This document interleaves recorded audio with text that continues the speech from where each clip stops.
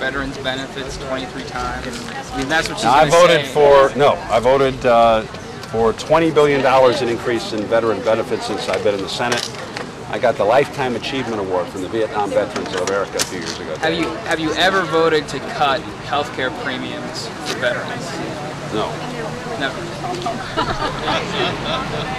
On the energy bill, would it have been a better bill without the oil companies' subsidies and just incentives for renewable fuels? Would it have been a better bill? It would still have been a good bill. The provisions in there relating to oil had mostly to do with refinery expansions. They were targeted for particular things. It was a very good bill. The farmers union said they were thrilled about it. So, it was an excellent bill, and it's touched off an economic expansion in the Midwest. But would it have been a better bill without those portions for oil companies? I think it was reasonable to try and promote particular kinds of activities like refineries expansion. They were a marginal aspect of the bill. The bill was mostly about, and those particular aspects of it were dwarfed by what we did for conservation, for renewable fuels. So the bill was mainly about renewables, electricity transmission, and nuclear, as well as other forms of alternatives. As far as border security, which aspect would do most to help the problem? Beefing up the border, hiring more agents, or cracking down on employers with sanctions, hiring? They're all important. I think the fencing is a core. I don't know how we can control the border without a fence. Then you have to have more agents. You have to use technology. You have to have strong employer sanctions. You have to have the technology that makes those sanctions feasible. All those are important. I think a fence is at the core. I don't know how you can control a long border without fencing. And we've had fencing, it's just been dilapidated.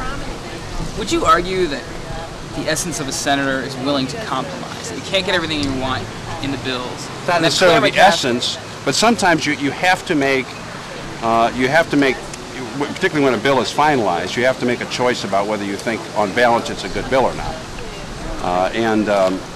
You do, and you move forward. The legislation I've talked about today was no question good legislation. I mean, it wasn't close.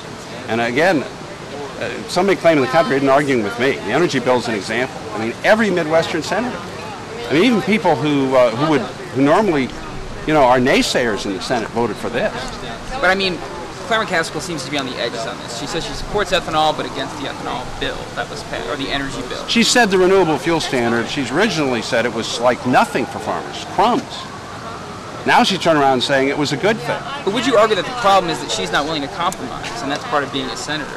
No, the problem is she's against the renewable fuel standard. I mean, she said it was. I believe the word she used was crumbs for farmers. But she doesn't know. I mean, she's run down that portion of the bill too. I mean, she didn't think that was any good. The president has said that the Geneva Conventions are too vague. He's calling on the Senate to put together specific tactics that could be used.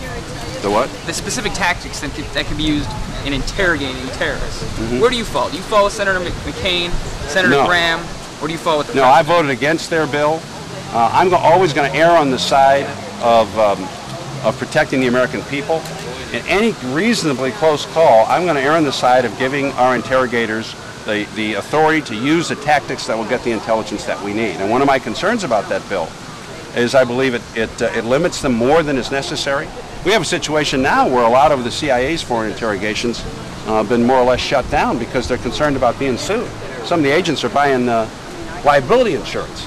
But what are those tactics? Shouldn't the American people have a right to know what we're allowed to do? Yeah, in fact, I've suggested in the committee that we give them a list of things they can do, but basically anything short of what we would think of as torture or inhuman treatment, which is basically the infliction of severe physical pain. What about waterboarding? I mean, there's reports that we use waterboarding against Khalid Sheikh Mohammed. Is that the dripping and that sort of thing? Holding water for hours and hours. And I mean, something that inflicts over time severe physical stress or that sort of thing. That's tactics that's not within our traditions to use. But what we're talking about are things like, and I had this in the committee, varying when they get meals, playing loud music to them. The old third degree shining a light in their face.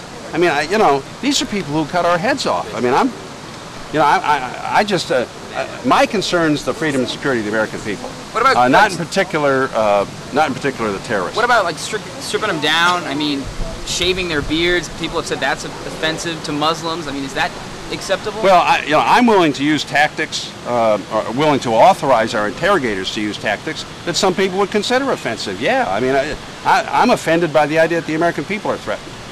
But with Hadifa and Abu Ghraib, do you believe you got one or two more, you think? Because I know we've got to get. Do you think we're losing the moral high ground in the world? To the terrorists?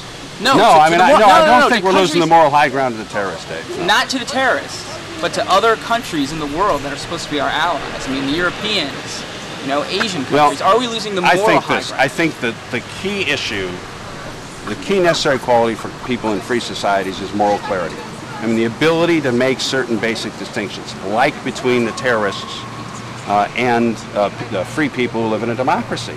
I mean, this is, Churchill said one time, he said, look, I decline to be neutral as between the fire brigade and the fire. And, you know, whatever our differences with Europeans or the rest of, whatever people's disputes with George Bush, I mean, we're talking about a transnational army of really evil people who are out to destroy us. And we've got to be able to develop tactics and use them that are going to get the intelligence we need. I mean, I just feel strongly about it. So you don't think they have Geneva Convention rights? Well, the Supreme Court said they have Common Article 3 Geneva Convention rights, but I think we have the right to define what that means to give the leeway that our interrogators need to get the intelligence.